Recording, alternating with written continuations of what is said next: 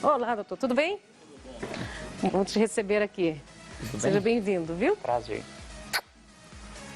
Vamos lá, doutor. Olha só, pediatra, gente, e neonatologista, é isso? É, neonatologia. Oh, meu Deus, que maravilha. Vamos lá, então. Vamos fazer algumas perguntas e você que está em casa, mamãe, quem quer fazer perguntas, o momento é esse. Ele trouxe várias informações pra gente e a gente vai começar naquele beabá que a gente ama, né? Todas nós que temos filhos, perguntamos por que leite materno não tem fórmulas? Na verdade, né, Nani, eu vim aqui também muito agradecido pelo convite aqui de toda a Rede Brasil, que a gente montou um projeto chamado O Pediatra Responde. O intuito é trazer entretenimento com qualidade de informação, mas um conteúdo bem leve. Não fique muito médico e não fique muito sem conteúdo. E aí a primeira pergunta que a nossa equipe... Aqui, o Pediatra Responde. Mandou, que as nossas seguidoras mandou, qual é melhor, né, o leite materno ou a fórmula e o porquê. Porque todo mundo sempre vê o pediatra falando, não, tem que ser leite materno, porque o leite materno, e ninguém muitas vezes se pergunta o porquê, né?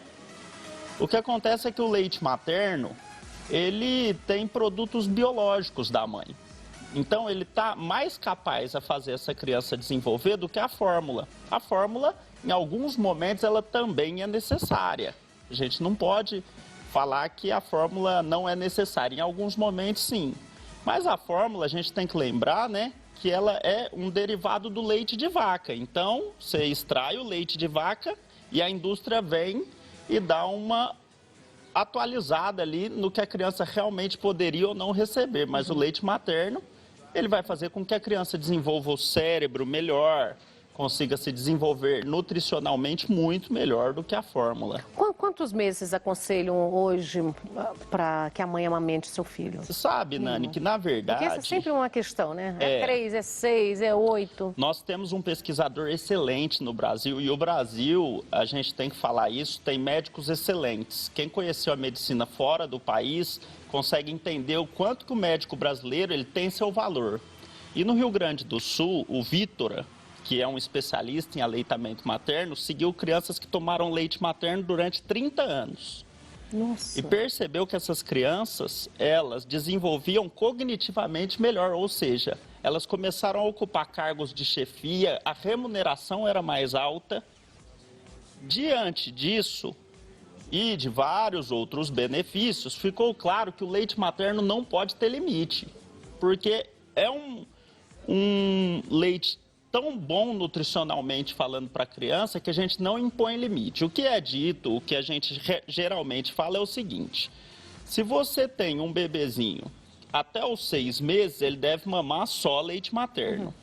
E a Organização Mundial de Saúde, ela relata que você deve manter o aleitamento materno, aí não só ele, de modo exclusivo, até os 2 anos ou mais, ou seja, não há limite para o aleitamento materno, dado a todos esses benefícios. Tempo que a mãe puder, né? A mulher vai trabalhando hoje, né?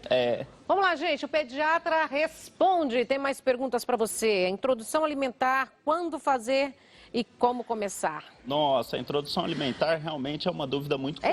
Mas chora, né, mulherada? Porque, em geral, o que eu mais tenho visto... Sofre para tirar do peito. Sim, as mães, primeiro, elas têm muitas dificuldades para começar a introdução alimentar. Sim. E depois elas voltam ao trabalho e elas não sabem se elas vão manter em aleitamento materno, se elas vão usar fórmula, se elas já começam uma dieta para a criança de algum modo.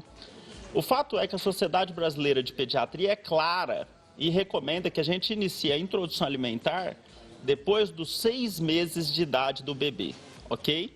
A introdução alimentar, então, deve ser iniciada após os 6 meses. Lembrando que antes dos 6 meses, a recomendação é mesmo deixar só leite materno. Em alguns casos, os pediatras conseguem ou preferem iniciar antes, ok? E aí vai de cada caso. Mas, a grosso modo, a introdução alimentar a gente deve fazer, de acordo com a Sociedade Brasileira de Pediatria, dos 6 meses em diante. Começando com as papas de frutas. Tá bom? Maçã raspadinha. Sim. A primeira foi. Em geral, as crianças sofrem muito e não querem, né? As crianças estão tão acostumadas com o leite materno ou com a fórmula que na primeira vez que você oferece, a criança já não quer mesmo.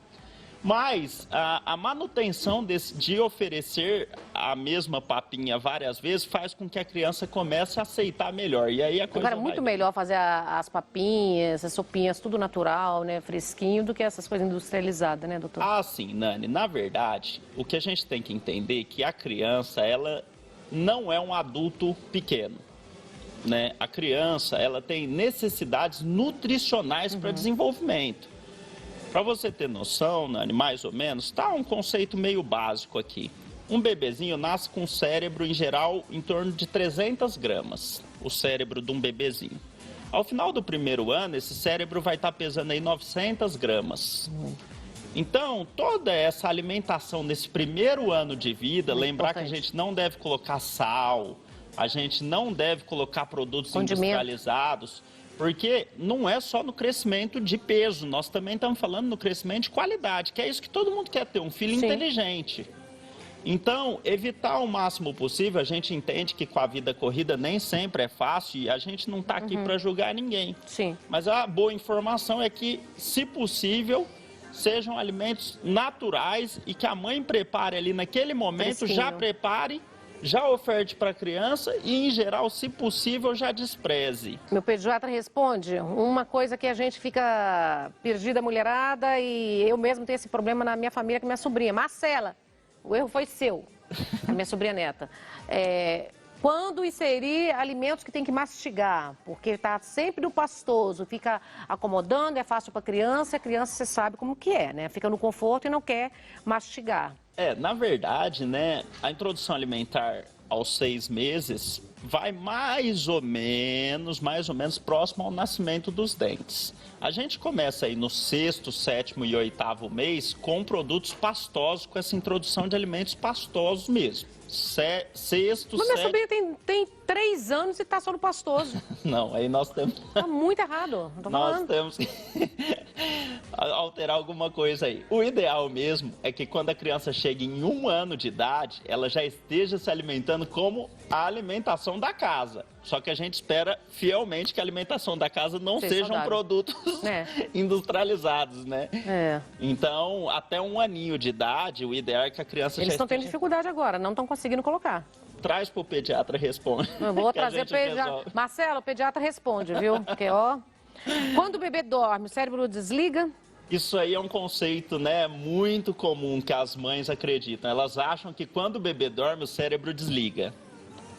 E aí, o que eu quero falar é o seguinte, não, o cérebro, ele tem que se desenvolver, ok?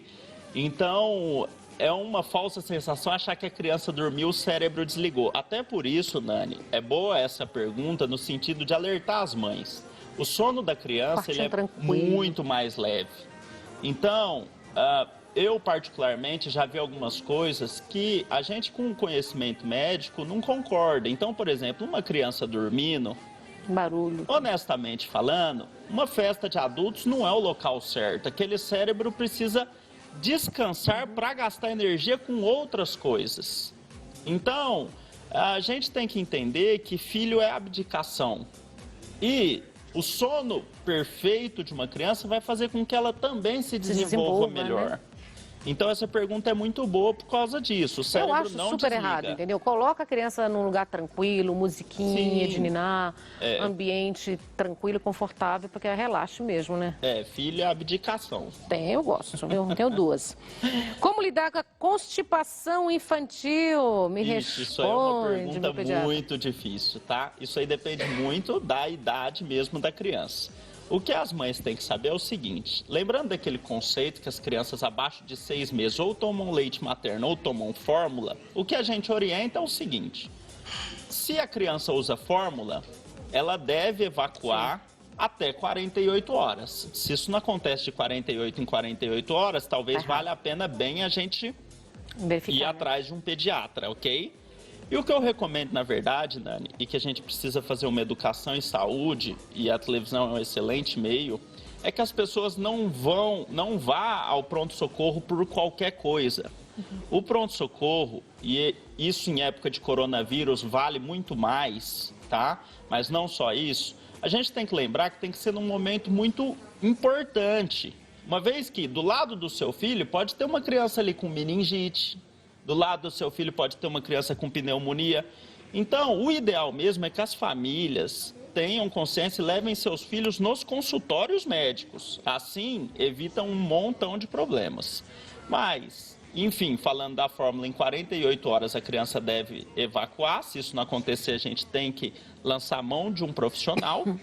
O leite materno, a gente já tem uma história que a gente chama de pseudoconstipação, que na verdade a criança não está constipada. O leite materno ele é tão bem absorvido, saudável, né? Isso, que aí a criança ela acaba não evacuando, mas não é porque ela está com aquilo, com as fezes com dificuldade. Na verdade, o que acontece é que foi muito bem, a digestão ocorreu muito bem.